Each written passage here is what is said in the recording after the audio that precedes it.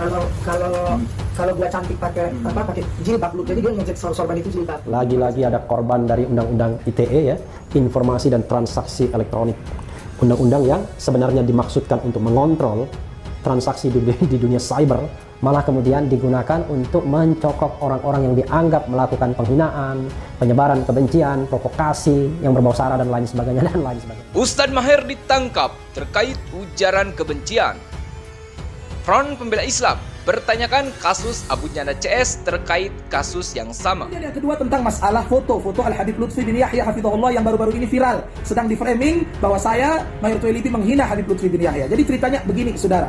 Ada akun Twitter, ini sudah lama, saudara. Kalau tidak salah saya ingat betul, kalau tidak salah, akun Twitter yang dia menampilkan foto profil, kalau nggak salah waktu itu menampilkan foto profil menggunakan seragam Banser. Ya, di profilnya, di postingan-postingan cuitan-cuitannya dia menunjukkan dia mengidolakan Habib Lutfi bin Yahya. Nah, akun Twitter ini korbannya ya sudah banyak ya, baik aktivis politik maupun aktivis dakwah. Dan selalu ada pertanyaan mengenai equality before the law, ya, kesamaan di dalam hukum dan pemerintahan, terutama kesamaan di depan hukum.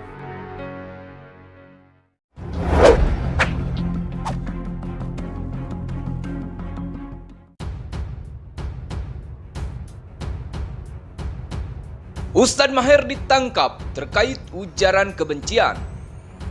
Front Pembela Islam bertanyakan kasus Abu Janda CS terkait kasus yang sama.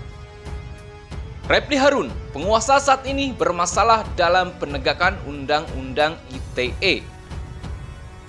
Ustadz Maher At-Tuwailibi dikabarkan ditangkap oleh Bareskrim Polri pada Kamis dini hari. Ustadz Maher diduga ditangkap atas pasal penyebaran ujaran kebencian melalui ITE. Penangkapan ini dibenarkan oleh Kadif Humas Polri Irjen Pol Argo Yuwono. Dia membenarkan Ustadz Maher ditangkap penyidik di rumahnya.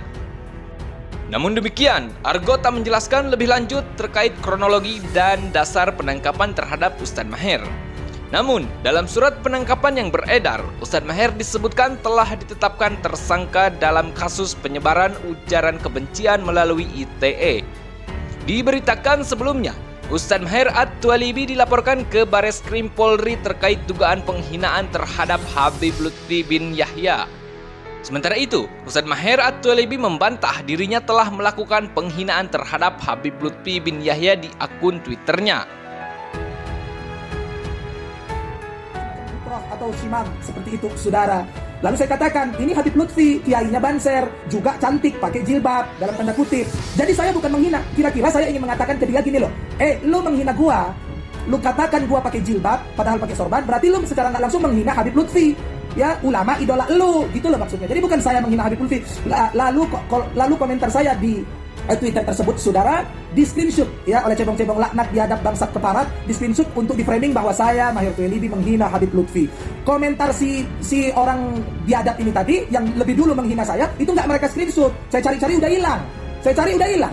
Yang ada tinggal jawaban saya aja, udah entah kemana, entah dia blokir saya atau apa, saya nggak tahu. Jadi kan nggak sportif, nggak adil, nggak objektif ya. Nah, ini perang opini yang nggak bagus, fitnah, framing. Ya Allah, na'udzubillah. Ustadz Maher mengatakan, soal tangkapan layar cuitannya yang beredar di jagat maya telah dibesar-besarkan oleh sebagian kelompok untuk menyudutkan dirinya. Ustadz Maher mengakui dirinya juga mencintai Habib Lutfi bin Yahya sebagai keturunan Nabi Muhammad SAW. Beliau menjelaskan, tangkapan layar yang beredar merupakan balasan komentar terhadap seseorang yang menyerangnya, bukan cuitan di Twitternya. Orang itu telah menghina dirinya. Ustadz Maher terpaksa membalas orang tersebut dengan menggunakan foto Habib Lutfi. Ustadz Maher bilang komentar itu sebagai pukulan telak terhadap orang yang menghina dirinya memakai sorban, padahal Habib Lutfi juga memakai sorban persis dirinya. Pukulan telak buat dia. Dia menghina saya pakai sorban di kepala dengan mengatakan pakai jilbab. Maka saya katakan bahwa Habib Lutfi idola dia pada faktanya juga pakai sorban yang sama seperti saya. Jahatnya, komen dia yang lebih dulu menghina saya itu tidak mereka screenshot, pungkas Ustadz Maher. Wakil Sekretaris Umum Front Pembela Islam, Aziz Yanwar meminta kepolisian turut mengusut tuntas kasus beberapa influencer seperti Denny Siregar, Abu Janda hingga Ade Armando. Hal itu ia utarakan untuk merespon penangkapan Ustadz Maher At-Tuwalibi oleh kepolisian terkait ujaran bernuansa sara di media sosial. Kasus ujaran kebenciannya Denny Siregar, Ade Armando, Abu Janda kan banyak tuh. Itu mohon segera ditindak oleh bapak-bapak penegak hukum, kata Aziz. Aziz berharap agar kepolisian bisa berlaku adil kepada sesama warga negara di hadapan hukum. Polisi harusnya bisa menangkap pihak Denny Siregar dan kawan-kawan tersebut yang sudah jelas kerap mengutarakan ujaran kebencian. Sebelumnya, Habib Rizik Syihab pernah mengeluhkan bahwa kasus penistaan agama dan ulama yang dilaporkan oleh masyarakat terhadap Denny Siregar dan kawan-kawan itu tak diproses aparat hukum. Kalau saya menanggapi itu bagian dari penegakan hukum dan saya mohon pihak kepolisian menindak juga dengan adil. Itu aja, kata Aziz. Contoh kasusnya adalah pada Juli 2020. Denny diketahui mengunggah foto santri cilik dari sebuah pondok pesantren yang membawa bendera tauhid warna hitam dan putih. Dalam postingan itu, Denny menuliskan keterangan adik-adikku calon teroris yang abang sayang. Denny kemudian dilaporkan dengan pasal 45 Undang-Undang Nomor 19 Tahun 2016 tentang Informasi dan Transaksi Elektronik atau UU ITE. Saat itu, Kasat Reskrim Polresta Tasikmalaya AKP Yusuf mengatakan laporan itu dibuat oleh Ustadz Ruslan. Denny sendiri telah memberikan komentar terkait laporan atas dirinya. Komentar itu ia unggah dalam akun Twitter miliknya. Daripada sibuk demo atau kuar-kuar di media sosial, mending bereskan dulu yang benar laporannya, biar kuat pasalnya. Jangan nanti alat bukti gak cukup, terus ditolak, kuar-kuar. Jangan biasakan pakai massa untuk menekan pakai akal lebih berguna, kata Denny dalam unggahannya. Sementara itu diketahui, Ustadz Maher ditangkap pihak Bareskrim Mabes Polri di kediamannya. Pakar Hukum Tata Negara Repli Harun buka suara.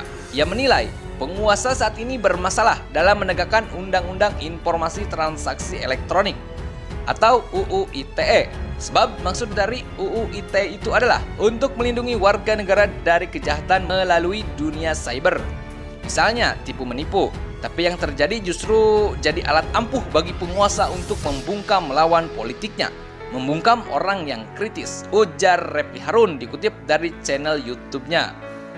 Dia menjelaskan, negara ini akan menjadi negara yang tertutup jika para pengkritik dibungkam, dianggap menyebar kebencian dan provokasi.